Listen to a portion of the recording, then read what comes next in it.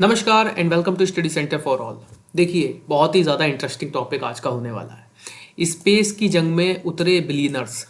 बहुत ही ज़्यादा मुझे तो हंसी भी आ रही है और अब मैं ये सोच रहा हूँ कि स्पेस का अब हाल होगा क्या। बहुत ही ज़्यादा इंटरेस्टिंग चीज़ें इस वीडियो में मैं बताने वाला हूँ आप लोगों को, तो जुड़े रहिए हमारे साथ हमारी इस वीडियो में। देखिए, ये है जेफ बेजोस, हम सभी लोग जानते हैं, और ये है एलन मस्क। इनको भी ये भी परिचय के मोहताज नहीं है, स्पेस एक्स के मालिक। और ये हैं, अगर हम बात करें ओरिजिनली, तो ये अमेजोन के भी मालिक हैं। और सेकंड थिंग, इनकी एक कंपनी है जो कि स्पेस में ही अन्वेषण करती है, मतलब स्पेस के अन्वेषण के लिए इन्होंने एक कंपनी बनाई थी, ब्लू ओरिजिन। ठीक है, याद रखिएगा, इनकी जो कंपनी है ब्लू ओरिजिन। ठीक है, और इधर अगर हम बात करें तो इनकी एलन मस्क की कंपनी है जो कि स्पेस के ही अन्वेषण का कार्य करती है, जिसका नाम है स्पेस एक्स। और हाल फिलहाल में इन्होंने, ये बंदा तो मतलब इसने तो क्या, मैं एक हिसाब से कहूँगा कि एलन मस्क, इन्होंने तो इस समय अमेरिका की राजनीति में भी तख्ता पलट मचाया हुआ है। हम सभी लोगों ने किस तरीके से देखा, इन्होंने खुलकर डोनाल्ड ट्रंप को सपोर्ट किया था। अब देखिए, रिसेंटली हुआ गया है, इन दोनों के बीच जो राइवलरी स्टार्ट हुई है उस पर हम लोग चर्चा कर लेते हैं। देखिए, जेफ बेजोस, इनकी अपनी एक मेंटालिटी है, एलन मस्क, इनकी भी अपनी एक मेंटालिटी है। अब इन दोनों के बीच ये राइवलरी शुरू क्या हुई है, इस पर थोड़ा मैं आपको बता देता हूँ। देखिए, जेफ बेजोस ने एक कंपनी बनाई थी 2000 में। ठीक है, सन 2000 में इन्होंने एक कंपनी बनाई थी जो कि स्पेस का अन्वेषण करती। ठीक है, उस कंपनी का नाम था ब्लू ओरिजिन। उसके बाद 2002 में एलन मस्क के द्वारा एक कंपनी बनाई जाती है स्पेस एक्स। ठीक है, इसका भी काम कुछ इसी तरीका का है जैसे कि जेफ बेजोस की कंपनी का था।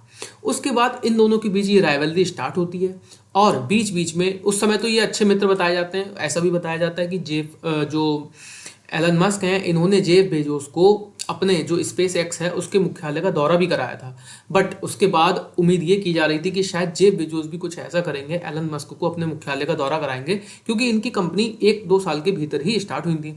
बट बेजोस के द्वारा ऐसा नहीं किया जाता है। धीरे धीरे हम देखते हैं कि दोनों, बीच बीच में हमने देखा, कभी ये अरबपति की रेस में नंबर 1 पे होते हैं, तो कभी अरबपति के सबसे अमीर की रेस में ये नंबर 1 पे होते हैं। देखिए, धीरे धीरे होता क्या है, जेफ बेजोस की जो कंपनी है ना, ब्लू ओरिजिन, उसका मतलब मैं डाउनफॉल तो नहीं कहूँगा, बट हाँ, वो कहीं ना कहीं गायब होती जाती है। बट रिसेंटली ये कुछ इतना बड़ा लेकर के आए हैं जिससे कि मुझे ये लगता है कि एलन मस्क को चिंतित होने की आवश्यकता है। देखिए, स्पेस एक्स बहुत समय से, जो पृथ्वी के, अगर हम आसमान की बात करें तो उसका बादशाह बनी हुई है इनकी एलन मस्क की कंपनी स्पेस एक्स। और उसमें भी अगर हम बात करें तो इनका जो फॉल्कन 9 रॉकेट है, जिसे हम मतलब बाहुबली भी कहते हैं, हिंदी में अगर हम कहें तो बाहुबली भी कहते हैं उसको, वो उसने बहुत हद तक मददगार बनाया है इनकी कंपनी को नंबर 1 पे बने रहने में। आप यकीन नहीं करेंगे, एलन मस्क की जो कंपनी है ना स्पेस एक्स, उसके ग्राहक हैं नासा, पेंटागन, ये इतनी बड़ी बड़ी कंपनीज हैं, उसके ग्राहक इनकी, मतलब वो इनसे सौदेबाजी करती हैं, इनसे सामान खरीदती हैं। किससे? स्पेस एक्स से। अब देखिए, बीच में होता गया है कि स्पेस एक्स लंबे समय से बनी हुई है, बादशाह बनी हुई है, नो डाउट। ठीक है, अब रिसेंटली हाल फिलहाल में इनके द्वारा एक सोशल मीडिया प्लेटफॉर्म जो एक्स है, हालांकि वो सोशल मीडिया प्लेटफॉर्म इंटरेस्टिंग चीज़ ये है कि इन्हीं का है, उस पर एक पोस्ट की जाती है जेफ बेजोस के द्वारा। ये मैं आपको दिखाता हूँ, देखिए यहाँ पर इनके द्वारा एक पोस्ट की जाती है, Blue Origin New Glenn rocket prepare for pivotal test. अब देखिए, ये न्यू ग्लेन रॉकेट, इसके बारे में मैं आपको बता देता हूँ, ये बहुत ही ज़्यादा इंटरेस्टिंग रॉकेट है। देखिए, इसकी लंबाई कितनी है पता है आपको? 320 फीट। मतलब यू कांट बिलीव यार, 320 फीट इसकी लंबाई है, जबकि इस समय का नंबर 1 रॉकेट जो बना हुआ है ना, रीयूजेबल रॉकेट, नंबर 1 रॉकेट इस समय जो बना हुआ है वो फॉल्कन 9 है। याद रखिएगा, दुनिया का पहला रीयूजेबल रॉकेट फॉल्कन 9। ठीक है, फॉल्कन 9 दुनिया का पहला रीयूजेबल रॉकेट, जो कि स्पेस एक्स के ही द्वारा, जो कि एलन मस्क की कंपनी है, उसके द्वारा बनाया गया था। और उसकी सिर्फ हाइट पता है कितनी है? 230 फीट। आप कंपेयर कीजिए, ये है फॉल्कन 9 की हाइट 230 फीट, और इसके इतर ये जो ब्लू ओरिजिन की जो कंपनी है, मतलब कि जेफ बेजोस की जो कंपनी है ब्लू ओरिजिन, उनके द्वारा ये रॉकेट बनाया गया न्यू ग्लेन, और इसकी हाइट बताई जा रही है 320 फीट। मतलब आप समझ रहे हैं, 100 फीट ज़्यादा। किससे? फॉल्कन 9 से, जो कि इस समय वर्ल्ड का नंबर 1 रॉकेट है, रीयूजेबल रॉकेट है। आप इमेजिन कीजिए कितना बड़ा रॉकेट है। और most interesting thing of this rocket कि ये प्राकृतिक, मतलब कि अगर हम बात करें तो प्राकृतिक गैस का ही यूज़ करेगा, मतलब जो हवा से गैस होगी उसका यूज़ करेगा। ठीक है, ये कैरोसिन ईंधन के रूप में कैरोसिन का उपयोग नहीं करेगा, प्राकृतिक गैस का यूज करेगा। यही कारण है कि जब से जेफ बेजोस ने ये ट्वीट किया है ना, तब से बहुत ज़्यादा चर्चा हो रही है कि अब एक स्पेस में जंग शुरू होगी बिलियनर्स के बीच। और आप यकीन मान के चलिए अगर इनके बीच ये जंग शुरू होती है, क्योंकि जेफ बेजोस कुछ छोटा मोटा लेकर नहीं आए हैं, 320 फीट का रॉकेट लेकर के आए हैं, जो कि चिंता में डाल सकता है एलन मस्क को। और कहीं ना कहीं मुझे ऐसा लगता है, देखिए इनका, अब मैं आपको दोनों की मेंटालिटी या फिर कह लीजिए दोनों की फिलॉसफी बता देता हूँ। देखिए एलन मस्क की फिलॉसफी ये कहती है कि हाल इनको आप अधिकतर चर्चा में सुनेंगे और इनके बयान जब आप सुनेंगे, उनको रीड करेंगे, तो आप इनका कंसेप्ट समझेंगे। इनकी फिलॉसफी ये है कि ये ले जाना चाहते हैं इंसानों को पृथ्वी से दूसरे ग्रह पर। इनका कहना है कि इंसानों को पृथ्वी, मतलब थोड़े दिन बाद पृथ्वी रहने लायक नहीं बचेगी, क्योंकि यहाँ पर जितनी इंडस्ट्री है उससे पृथ्वी का वातावरण, और नॉर्मल सी बात है, ट्रू भी है ये, पृथ्वी का वातावरण नष्ट हो रहा है धीरे धीरे। इनका कहना है कि इंसान को हमें किसी दूसरे और ग्रह पर शिफ्ट करना होगा। इनका एक बयान बहुत ज़्यादा फेमस हुआ था, इन्होंने कहा था कि हम मंगल ग्रह पर विस्फोट करके वहाँ पर, क्योंकि ऐसा बताया जाता है कि मंगल ग्रह पर बहुत बड़ा, मतलब न्यूक्लियर विस्फोट जैसे होता है उससे भी कई गुना बड़ा एक विस्फोट हुआ था, जिसके कारण मंगल ग्रह का वातावरण ऐसा हो गया था, क्योंकि वहाँ पर रहने लायक वातावरण नहीं है।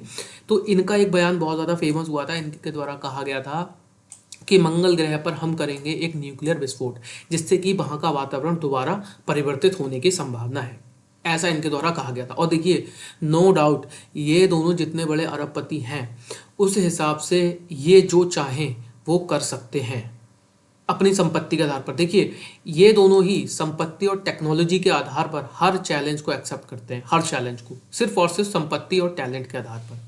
ठीक है, रिसेंटली जब डोनाल्ड ट्रंप अपनी कैंपेनिंग कर रहे थे, उस समय इनके द्वारा बहुत ही ज़्यादा बड़ी एड, मैं बात करूं फाइनेंशियल एड दी गई थी डोनाल्ड ट्रंप को। और कहीं ना कहीं उसके बाद से हमने किस तरीके से देखा था कि जो अमेरिका के इलेक्शंस थे ना, पूरी तरह पलट गए थे। अब देखिए मैं ये बता रहा था आपको, इनकी फिलॉसफी कहती है कि इंसानों को हमें शिफ्ट करना होगा किसी दूसरे ग्रह पर स्पेस में। ठीक, ये कहना है एलन मस्क का। दूसरी ओर जो जेफ बेजोस हैं, इनका कहना है, देखिए एक वैज्ञानिक हुए हैं जे रेडार, ठीक है, वो उनकी फिलॉसफी को ये कुछ हद तक मानते हैं जेफ बेजोस, और इनका कहना ये है कि हमें पृथ्वी को, मतलब इंसानों को यहीं रहना चाहिए और पृथ्वी को रहने लायक आशियाना बनाना चाहिए।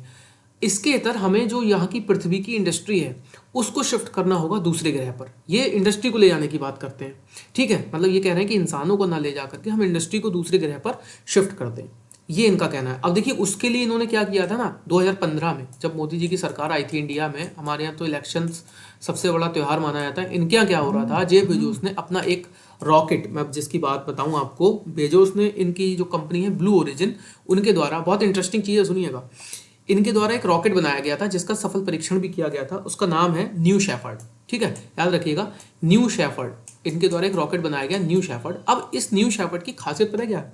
हम बात करते हैं कि जगहों की टूरिज्म की, वो रॉकेट इसलिए बनाया गया था, एक तो रीयूजेबल रॉकेट था, दूसरी चीज़ उस रॉकेट की खासियत थी कि वो टूरिज्म बढ़ाएगा स्पेस के अंदर।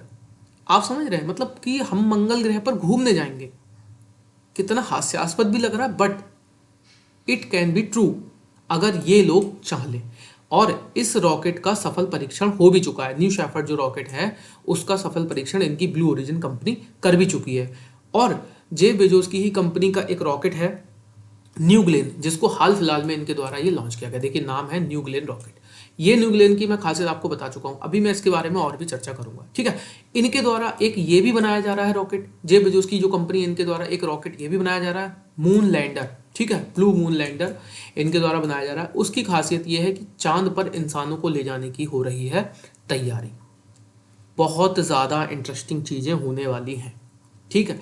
चांद पर इंसान को ले जाने की तैयारी ये कर रहे हैं, ठीक है। हालांकि नासा, जिस तरीके से आज तक हमें जो पढ़ाया गया, नासा का ऐसा दावा है कि वही वो चांद पर ऑलरेडी जा चुके हैं, और सोवियत संघ की जो स्पेस कंपनी है वो भी जा चुकी हैं। बट ये दोनों की सोच बहुत ज़्यादा इस दुनिया से परे है। और मुझे लगता है कि अगर, चूँकि देखिए 320 फीट लंबा रॉकेट, आप इमेजिन नहीं कर सकते, ये जब उतरेगा ना फील्ड में तो स्पेस एक्स को बहुत ज़्यादा पीछे छोड़ देगा। और ये बहुत बड़ी सफलता होने वाली है स्पेस इंडस्ट्री के लिए, पूरे वर्ल्ड के लिए। 320 फीट लंबा रॉकेट, आप समझ सकते हैं इसका कितने बड़े पेलोड ले जा सकता है। मतलब टेक्नोलॉजी में भार बढ़ेगा, धीरे धीरे टेक्नोलॉजी बढ़ेगी और एक साथ काफ़ी सारे सैटेलाइट्स को स्पेस में लॉन्च किया जा सकता है। ठीक है, अब देखिए चूंकि पहले ही जो फॉल्कन 9 है, देखिए फॉल्कन 9 इनकी जो स्पेस एक्स कंपनी है उसका एक ऐसा तीर है, मतलब जिसका मतलब रामबाण है वो। ठीक है, फॉल्कन 9 वो ऑलरेडी 230 फीट लंबा है यार। ठीक, 230 फीट ही लंबा है और फिर इतने कारनामे कर रहा है, इस समय दुनिया का नंबर 1 रॉकेट बना हुआ है। उसके बाद ये 320 फीट लंबा रॉकेट पेश कर रहे हैं। ठीक है, तो कहीं ना कहीं ये एलन मस्क के लिए अब एक चैलेंजिंग चीज़ होगी और अब हम काफ़ी हद तक उभरती हुई टेक्नोलॉजी देखेंगे आने वाले समय में। अब देखिए अगर हम बात करें इन दोनों के बीच, मैंने सारी चीज़ें आपको बताई कि इनकी थ्योरी क्या कहती है और इनकी थ्योरी क्या कहती है। और आने वाले समय में देखिए अगर हम टेक्नोलॉजी का ये युग है, ठीक है, आने वाले समय में नो डाउट हम देख सकते हैं स्पेस के अंदर इन दोनों व्यक्तियों के बीच इनकी पर्सनल, मतलब जो मैं बात करूं इनकी निजी महत्वाकांक्षाओं को टकराते हुए हम देख सकते हैं स्पेस के अंदर। और ये बहुत ज़्यादा इंटरेस्टिंग होने वाला है। कहीं ना कहीं इससे स्पेस की जो इंडस्ट्री है उसको बढ़ावा मिलेगा, बट मुझे ये लगता है कि ये इस विश्व को एक अलग दौर में ले जाने वाले हैं। ठीक है, अब देखिए अगर बात करें कि दोनों की कि कौन जीतेगा स्पेस की जंग, तो मैं आपको बताऊं, देखिए जेफ बेजोस, चूंकि अभी तो इनकी अगर मैं बात करूं एलन मस्क की और जेफ बेजोस की, देखिए दोनों की कमाई में बहुत बड़ा फ़र्क है। इस समय मस्क नंबर 1 है, हम सभी लोग को पता है, बट जेफ बेजोस ने जो पेश किया उससे कहीं ना कहीं टेंशन होगी किसे, एलन मस्क को। ठीक है, अब देखिए चूंकि हम बात कर रहे हैं स्पेस एक्स, लंबे समय से देखिए स्पेस एक्स के रॉकेट्स फॉल्कन 9 और अदर जो रॉकेट हैं वो काफ़ी लंबे समय से स्पेस की इंडस्ट्री में वर्क कर रहे हैं। इस वजह से अभी हम बात करेंगे तो एलन मस्क इस समय नंबर 1 पे होंगे।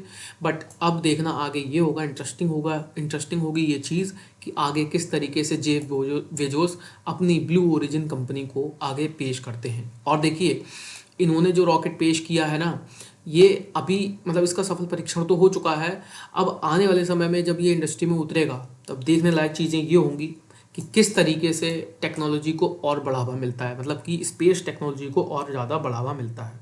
मुझे ये लगता है कि इंडिया को भी इन सब चीज़ों से बहुत हद तक सीखना चाहिए और इंडिया में भी जितने हमारे बड़े उद्योगपति हैं उनको भी कहीं ना कहीं अब स्टेप लेना होगा इस मामले में। और लेना क्या होगा, लेने की ज़रूरत भी है। ठीक है ना, तो आज की वीडियो में इतना ही था। मिलते हैं फिर नेक्स्ट वीडियो में और देखते हैं आगे ये राइवलरी कहाँ तक जाती है। ठीक है, तो अभी के लिए धन्यवाद।